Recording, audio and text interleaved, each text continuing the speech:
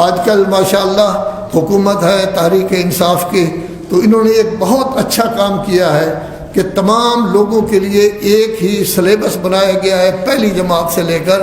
5ویں جماعت تک کا سلیبس بن گیا ہے، تاکہ ایک ہی قسم کی تعلیم ہو، امیر غریب کا کوئی فرق نہ ہو، ایک ہی جیسی تعلیم کریں۔ یہ کئی 5 6 سلیبس یہ نہیں بلکہ ایک ہی سلیبس کے، لیکن اس میں ہمارا خیال نہیں کیا گیا، اہل بیت کا خیال نہیں کیا گیا، شیعت کا خیال نہیں کیا گیا، اپنی طرف سے ایسے متعصب لوگ وہاں بٹھائے گئے کہ جس وقت بحث ہوتی ہے، مباحثہ ہوتا ہے، اس وقت وہ مان جاتے ہیں کہ آپ صحیح کہہ رہے ہیں، اس طرح ہونا چاہیے، لیکن آگے جو رپورٹ دیتے ہیں وہ رپورٹ کچھ اور ہوتی ہے۔ نتیجہ یہ ہے کہ اب ہمیں مجبور کیا جا رہا ہے کہ آپ جس وقت درود پڑھتے ہیں تو رسول اعظم صلی اللہ علیہ وآلہ وسلم آل کے ساتھ اصحاب کو بھی ذکر کریں، اور پر ساتھ ساتھ مجبور کیا جا رہا ہے کہ آپ کہیں اجمعین، سب کے سب، یعنی گویا سب کے سب، چونکہ ایک حدیث بنائی گئی ہے الاصحاب کلہم عدول، سب کے سب گویا عادل ہوتے ہیں، حالانکہ یہ غلط ہے، اس طرح کی کوئی حدیث وغیرہ نہیں ہے، یہ بنائی گئی ہے جیسے ابو ہریرہ وغیرہ یہ لوگ حدیثیں بنایا کرتے۔ یہ کام نہ کریں، یہ کام نہ کریں، آپ خاموشی سے سنیں، یہ نعرے بازی ٹھیک نہیں ہوتی۔ تو بہرحال یہ حدیثیں جو ہے وہ اس طرح کی بنائی گئی ہیں جس میں یہ کہا گیا ہے، دیکھیے رسول اعظم صلی اللہ علیہ وآلہ وسلم فرد واحد ہے، ایک شخصیت ہے، تمام انبیاء کے سردار ہیں، خاتم الانبیاء ہے، وہ تو معین ہے، پتہ ہے اللہ تبارک و تعالیٰ ان پر درود بھیج رہا ہے۔ اہل بیت بھی ہزاروں میں نہیں ہے، ان کی تعداد پہلے 5 تھی، زیادہ سے زیادہ 14 ہیں، اور 14 کے 14 کو معصوم قرار دیا گیا ہے۔ شیعہ متفق ہے کہ سب کے سب معصوم ہیں، اہل سنت کے بڑے بڑے علماء فخر الدین رازی اور اس طرح کے سب لوگ متفق ہیں کہ وہ معصوم تھے، وہ کہتے تھے ان کو، لیکن زیادہ تر اہل سنت، بلکہ اس وقت جو اہل سنت برادران ہیں ہمارے، یہ زیادہ تر ابن تیمیہ کے قول پر چل رہے ہیں۔ ابن تیمیہ وہ شخص تھا کہ جس نے سوائے اہل بیت کی مخالفت کے اور کچھ نہیں کیا، قلم اس کا اچھا چلتا تھا، تمام آیات کے بارے میں کہا ہے کہ کوئی ان کے بارے میں نہیں، کچھ بھی نہیں، یہ بھی نہیں، تعویلیں کر کے ان کو ختم کیا ہے۔ ابن تیمیہ کے بعد پھر ابن قیم آ گئے، پھر ابن جوزی آ گئے، کئی ابن آئے، اس سے پھر وہابیت پھیلی، یہ سارے کا سارا سلسلہ جو ہے وہ اپنی جگہ ہوا ہے۔ تو ظاہر ہے کہ جب صحابہ کی بات آپ کرتے ہیں، صحابہ ایک تو نہیں ہے، صحابہ کے بارے میں آج تک کسی نے نہیں کہا کہ معصوم ہے، کسی صحابی کے بارے میں یہ نہیں کہا گیا کہ عصمت کا دعویٰ ہے۔ جو عصمت کا دعویٰ جن پر نہیں ہے، انہوں نے دعویٰ نہیں کیا، خود بھی نہیں کہتے معصوم، پھر ان پر درود کیوں پڑھا جائے؟ کس لیے درود پڑھا جائے؟ کون سی ایسی وجہ ہے کہ ان کے لیے درود پڑھا جائے؟ پھر اس کے بعد اجمعین، سب کے لیے، کوئی بھی بچا ہوا نہیں۔ اس میں کوئی شک نہیں کہ قرآن مجید کی روح سے اصحاب کی 3 قسمیں ہیں۔ کچھ ایسے اصحاب ہیں جو ٹاپ کی شخصیتیں ہیں، جنہوں نے خون دیا، جنہوں نے اپنی جان قربان کر دی، اسلام کے لیے وہ بہت زیادہ محبت کرتے تھے، رسول اعظم صلی اللہ علیہ وآلہ وسلم سے ان کو محبت کرتے تھے، ہر جنگ میں وہ باقاعدہ لڑے ہیں، کسی جگہ وہ غازی بن کر آئے ہیں، کسی جگہ شہید بن کر آئے ہیں، یہ ٹاپ کے ہیں صحابہ کرام۔ ہر شخص ان کی عزت کرتا ہے، ان میں سے کسی کے خلاف کوئی بات کرنا یقیناً ناجائز ہے، نہیں کرنا چاہیے، لیکن صحابہ کرام ایسے بھی تھے جو گڑبڑ تھے۔ جیسے رسول اعظم صلی اللہ علیہ وآلہ وسلم تشریف لائے تو مدینہ سے باہر ایک مسجد بنائی گئی، تو لوگوں نے کہا، ان لوگوں نے آئے، وہ بنانے والے آخر مسلمان ہی تھے، مسجد تو مسلمان بناتے ہیں نا، کافر تو نہیں بناتے، مسلمان ہی تھے، صحابی تھے، وہ بھی مسجد بنائی انہوں نے، آئیے جی بسم اللہ مسجد کا افتتاح کریں،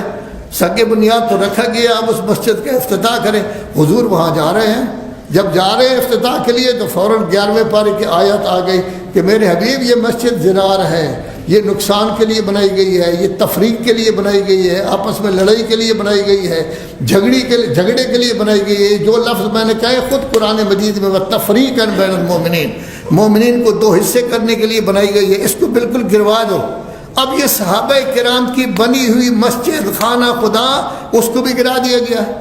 آج کل کہتے ہیں جی اگر کوئی آدمی کسی کی زمین پر مسجد بنا دے تب بھی گرایا نہیں جا سکتا، نہیں، زمین کسی کی ہے تو کوئی حق نہیں ہے مسجد بنانے کا، اجازت کے بغیر کسی کی زمین پر مسجد بنانے کا کوئی حق نہیں۔ جیسے آپ کا مکان گرایا جا سکتا ہے، اسی طرح اللہ کا گھر بھی گرایا جا سکتا ہے۔ اللہ کبھی پسند نہیں کرتا کہ میرا مسجد جو ہے ایسی جگہ بنے جو کسی کی ملکیت ہے، ان سے پوچھا بھی نہ جائے، وہ بیچارے چیختے رہیں چلاتے رہیں کہ ہم نے مسجد بنا دیا۔ ایسا دھکا شاہی اسلام میں نہیں ہے۔ اسلام میں احکام تو یہ بھی لوگ تھے صحابہ کرام، لیکن ان کی مسجد کو مسجد ضرار کہا گیا ہے۔ وہ بھی تو صحابہ تھے نا کہ جنگ خندق میں جا رہے ہیں، انہوں نے اپنے حصہ علیحدہ کر کے ایک طرف ہو گئے، تو ان کو منافقین کہا جاتا ہے۔ سورہ منافقین بھی موجود ہے۔ تو صحابہ کی کہاں 3 قسمیں، قرآن مجید کہتا ہے 3 قسمیں، آپ سب کہتے ہیں کہ عدول بن گئے سب کے لیے، تو یہ اپنی جگہ۔ اب اس کے بعد 7ویں 8ویں 9ویں کا نہیں، 6ٹھی 7ویں 8ویں کا بنایا گیا ہے باقاعدہ۔ ہمارے علماء گئے ہیں، انہوں نے میٹنگوں میں شرکت کی ہے، وہاں جا کے اپنی دلیلیں دی ہیں، ہر چیز دی ہے۔ لیکن جنگ بدر ہے تو اس میں علی کا نام نہیں، جنگ خندق ہے تو علی کا نام نہیں، جنگ خیبر ہے تو اس میں علی کا تذکرہ نہیں، حنین ہے تو اس میں علی کا تذکرہ نہیں۔ تو علی سے علیحدہ جو ہے وہ جنگیں ہیں۔ کبھی خالد کو لے آتے ہیں۔ خالد کون ہے؟ ایک جگہ گیا، حضور نے بھیجا، ان کے ساتھ کوئی لڑائی جھگڑا تھی، وہاں بجائے اس کے کہ وہ لوگ استقبال کے لیے نکلے، ان پر اس نے حملہ کر دیا۔ تو رسول اللہ کو فرمایا گیا، سورہ حجرات 26واں پارہ، جس میں کہ فاسق فاجر اگر کسی جگہ آپ کو خبر دے کہ وہ لوگ آپ کے دشمن تھے تو پہلے چھان بین کریں میرے حبیب، ایسا نہ ہو کہ غلط کام کریں جس کی وجہ سے بعد میں پشیمان ہونا پڑے۔ ان کے لیے آیت آئی۔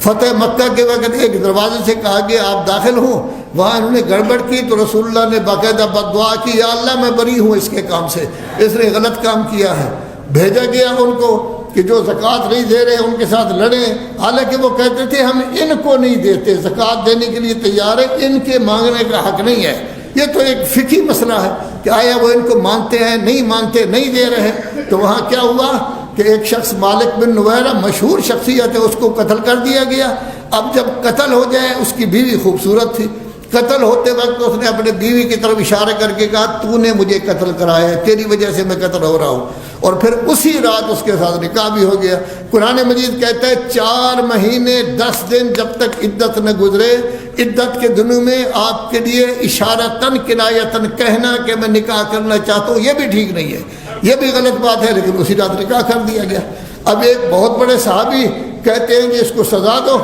دوسرے صحابی کہتے ہیں نہیں نہیں نہیں نہیں، اللہ تبارک و تعالیٰ نے جس تلوار کو اوپر پھیلایا تھا وہ تلوار چلتی رہے گی۔ خود صحابہ کرام میں سے کسی ایک کا قول صحیح ہوگا، ایک کا غلط ہوگا۔ جنگ صفین میں ایک طرف مولا کائنات تھے، دوسری طرف امیر شام تھا۔ غرض ہے کہ یہ کہنا کہ تمام صحابہ اس قابل ہیں، یہ نہیں ہے۔ اور اب بھی جو کچھ کیا ہے اس میں اہل بیت کو ایک طرف کر دیا گیا ہے، ان کا تذکرہ تک نہیں کیا گیا۔ اگر کہا گیا ہے کہ مباہلے میں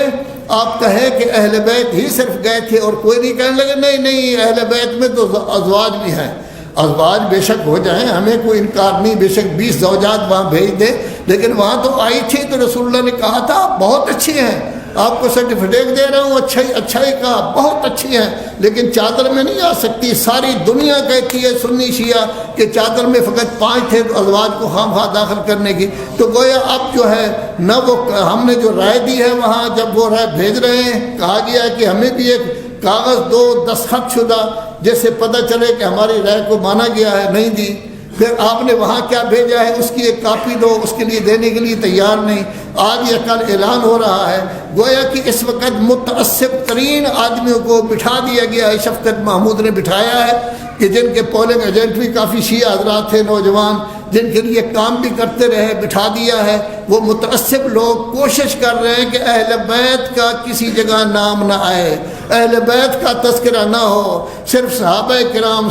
کرام۔ اب اللہ بھی پیچھے چلا گیا ہے، رسول اللہ بھی پیچھے چلے گئے، اسی طرح اہل بیت بھی پیچھے چلے گئے، اب سب سے آگے صحابہ ہیں۔ یہ پتہ نہیں کون سا دین ہے جو رسالت مآب کے علاوہ چلتا ہے، اہل بیت کے علاوہ چلتا ہے، اللہ کے علاوہ چلتا ہے۔ پوری توجہ اہل بیت کو، اگر کوئی اللہ کو گالی دیتا ہے اس کو کوئی سزا نہیں دیتا، اگر کوئی رسول اللہ کے بارے میں بات کہتا ہے، حتیٰ شاہی مسجد میں رسول اللہ مردباد کہا گیا تب بھی کوئی بات کرنے کے لیے تیار نہیں، لیکن اگر صحابہ کے بارے میں ہو تو اہل بیت کی مخالفت یہ اگر حقیقت چل رہی ہے تو ظاہر ہے کہ اگر اس طرح کی کوئی چیز ہے تو شیعہ قوم کبھی بھی ان چیزوں کو تسلیم نہیں کرے گی، اور شیعوں سے ہٹ کر آپ کوئی چیز بنائیں گے تو کبھی وہ کسی کی صورت میں قابل قبول نہیں ہوگی۔